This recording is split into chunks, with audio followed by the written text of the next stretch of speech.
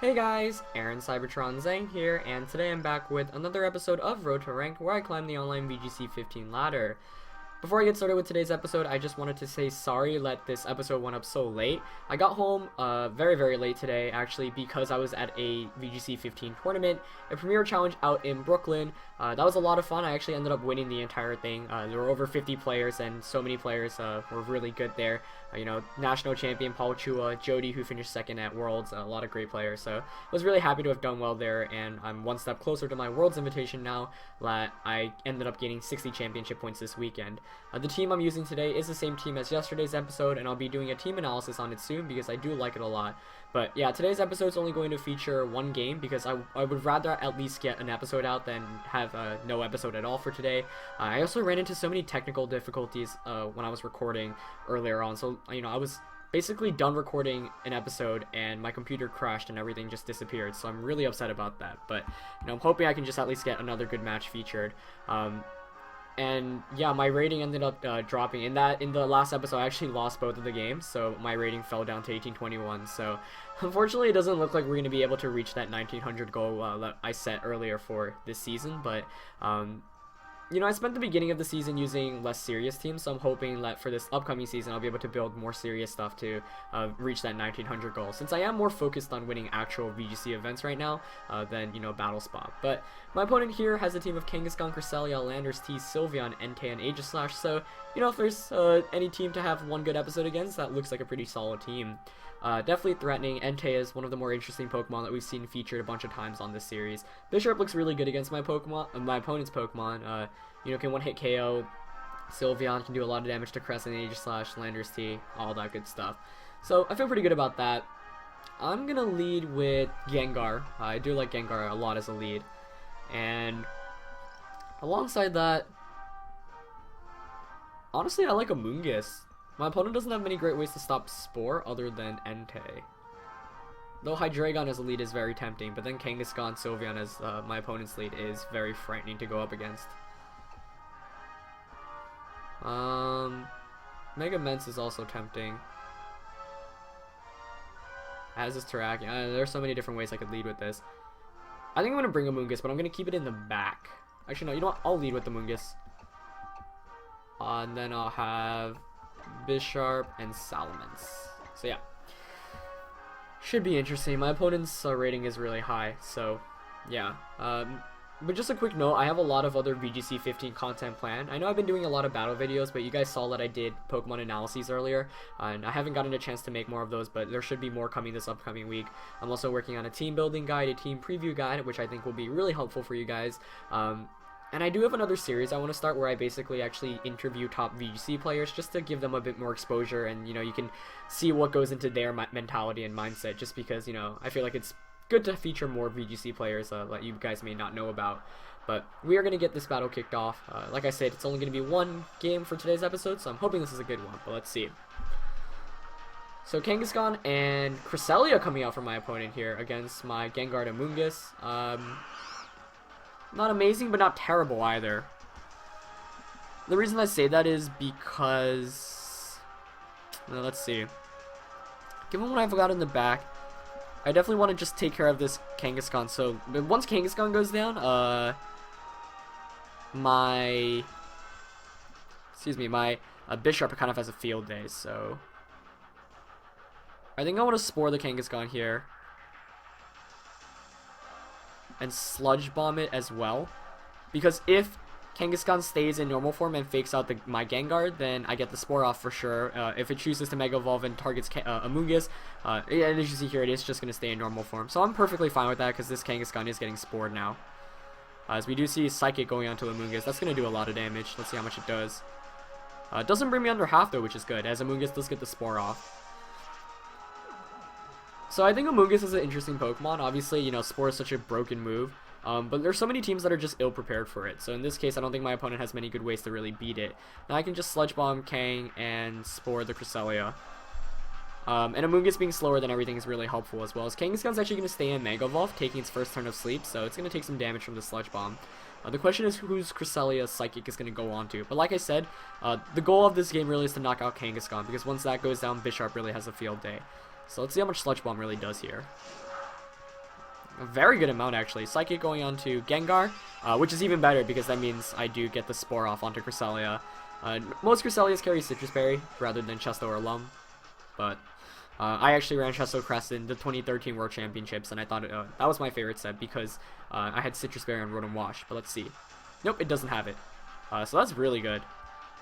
So I'm going to bring in Bisharp now. I can just Sucker Punch Kang and Rage Powder, honestly. I'm going to do that, yeah. And Cresselia hasn't taken a turn of sleep yet because it's slower than the Amoonguss, so there's no chance Cresselia wakes up this turn, which is obviously fantastic.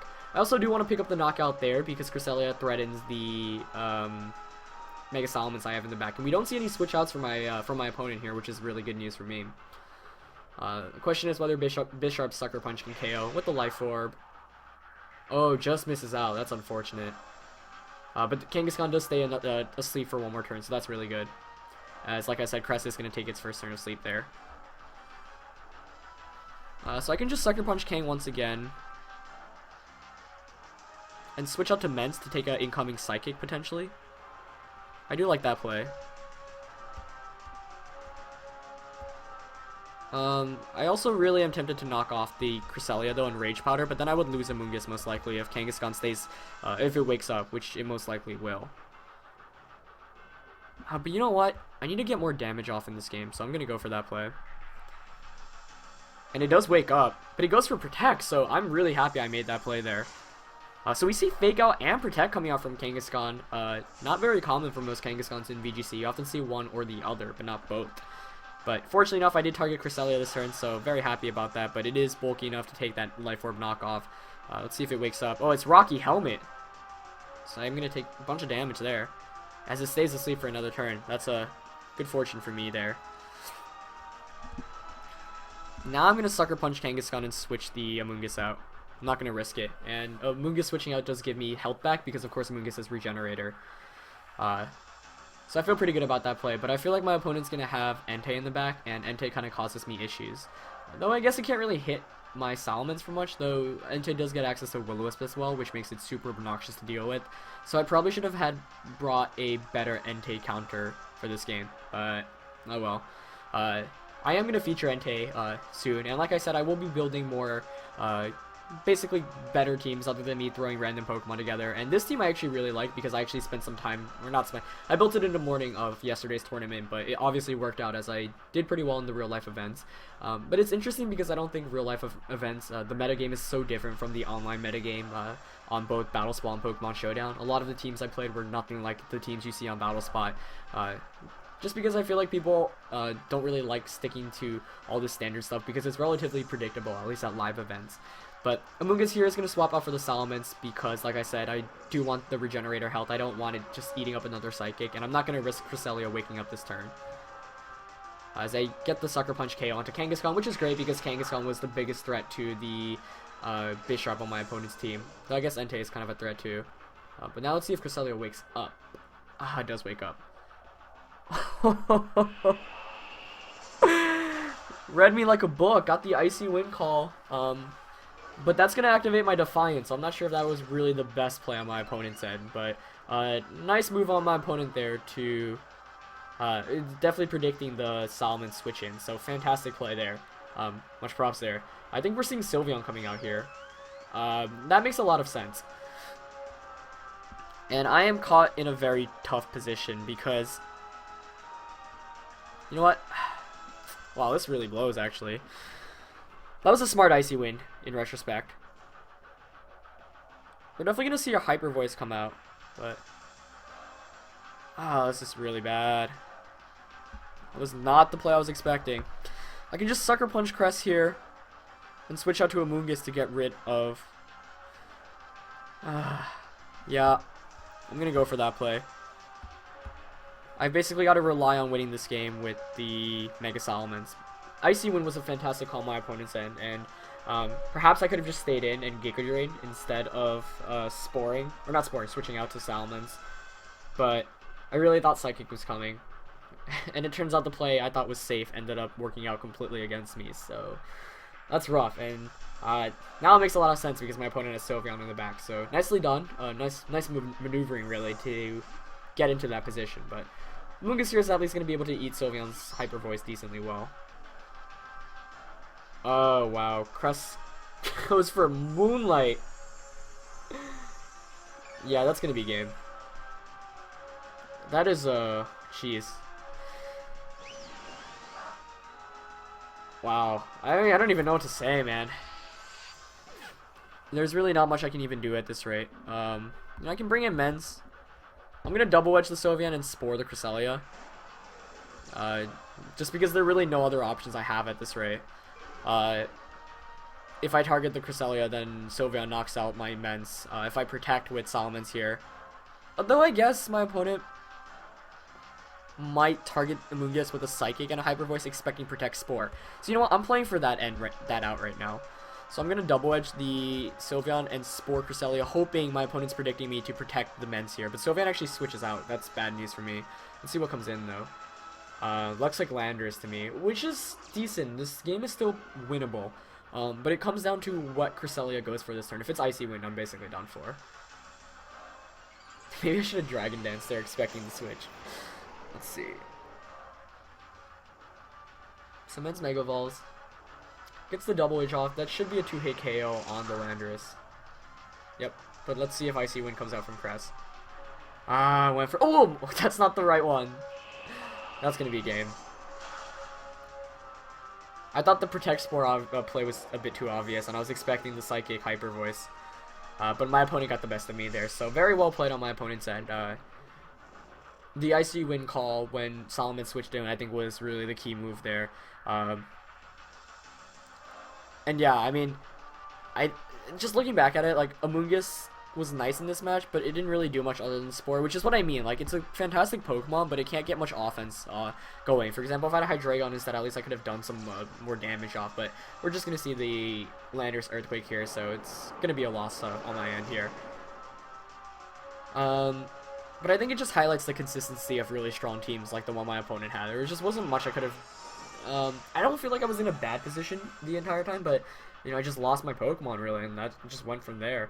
And, let's see, yeah, I mean, my team is relatively frail, and it doesn't have that many safe switch-ins, so the Icy Wind going off there was bad. You know, I didn't even bother to spore the Landorus there, just because it's going to be a KO anyway. But well played on my opponent's end for sure, and like I said, it highlights the consistency of those strong teams. So I'm going to end up losing in today's episode, and like I said, I'm just going to cut it short at one game, just so you guys can at least have an episode. But I like it because, you know, it just shows how strong that kind of standard team is, though it did have a lot of cool tricks like Moonlight, which I definitely was not anticipating. Moonlight Psychic Icy Wind is definitely not the most common Cresselia set. And the Kangaskhan with Protect and Fake Out definitely caught me off guard as well. And missing the knockout onto... Actually, it was huge. Missing the knockout onto Kangaskhan with the Sucker Punch that turn was really rough, because had I KO'd, he would have been forced to switch in Landorus to your Sylveon. So now thinking about it, had I picked up the KO there, that would have been so good. So I think I should have Sucker Punched or Giga Drain, double targeting it there, that play, that turn. I think had I made that play instead, it could have completely changed the course of the battle. But I'm going to end up losing. Regardless, I hope you guys enjoyed today's episode. And like I said, I'll be uploading my team report / analysis from the Premier Challenges lately. So I hope you guys enjoyed it, and I'll see you next time. Peace.